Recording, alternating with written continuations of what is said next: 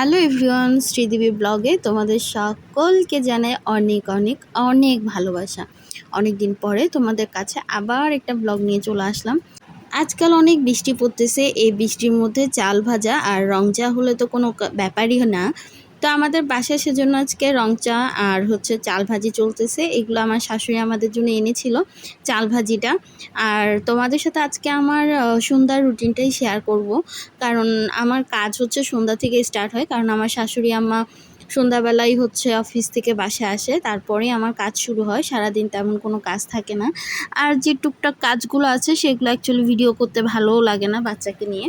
তো সন্ধ্যার দিকে দেখো আমরা দুজনের জন্য রং চা করে নিয়েছি, আদা এলাচ দারচিনি সব কিছু দিয়ে। আর এই বৃষ্টির সময় বা ঠান্ডার সময় কিন্তু রং চা শরীরের জন্য খুবই উপকারী। তার সাথে চাল ভাজি। আর এই যে তোমরা সবজিগুলো দেখছো, সবজি মানে শাক, এই শাকগুলো আসলে আমাদের গাছে হয়েছে। ছাদে কয়েকটা টব ছিল, ওইখানে আমি কয়েকটা বীজই লাগিয়েছিলাম, তো ওখানেও হয়েছে।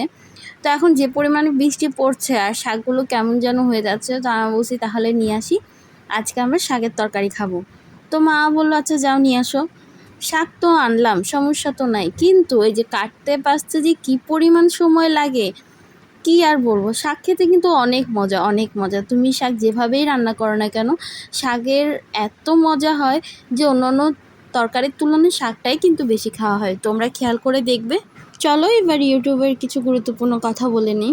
ইউটিউবে কিছু নতুন নতুন আপডেট এসেছে। এই আপডেটের কারণে আমাদের কিন্তু কাজ করাটা আরেকটু বেশি সাবধানতার সাথে করতে হবে।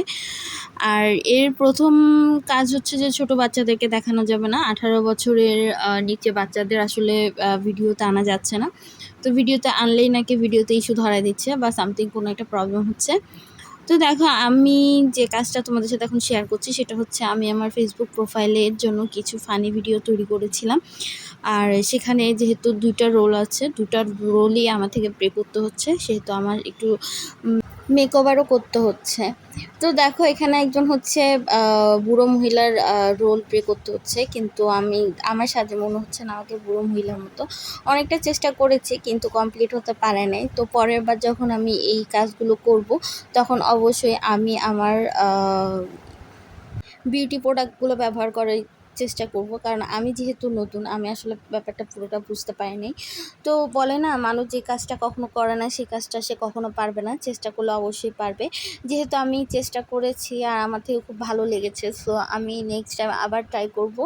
আর আমার একটা প্রবলেম যে আমি আমার যে কোনো আইডির মধ্যে বা চ্যানেলের মধ্যে কাজ করতে গেলে যে কোনো একটা বিষয় নিয়ে কাজ করতে হয়। বিভিন্ন রকম বিষয় নিয়ে কাজ করলে কিন্তু সমস্যা হয়। তো সেটা যখন আমি জানতাম না, যে কিছুদিন আগে জানতে পারলাম, তো সেজন্য আমি আমার কাজটা এখানে সীমাবদ্ধ রাখবো। কারণ আমার ওই চ্যানেলটা ব্লগের, আর এটাও ব্লগের, সো এখানে আর অন্য কিছু করব না, ব্লগই দেওয়ার চেষ্টা করব। তো দেখো আমাদের তরকারি রান্না হয়ে গেছে। এটা শুটকির তরকারি, যেটা আমার শাশুড়ি আমার রান্না করেছে। আর শাকের তরকারিটা আমি রান্না করেছি। দুটোই অনেক মজা হয়েছে আর ভালোই হয়েছে। তো বন্ধুরা, আশা করি আমার ব্লগটা ভালো লেগেছে। দেখা হবে নেক্সট ব্লগে। টাটা।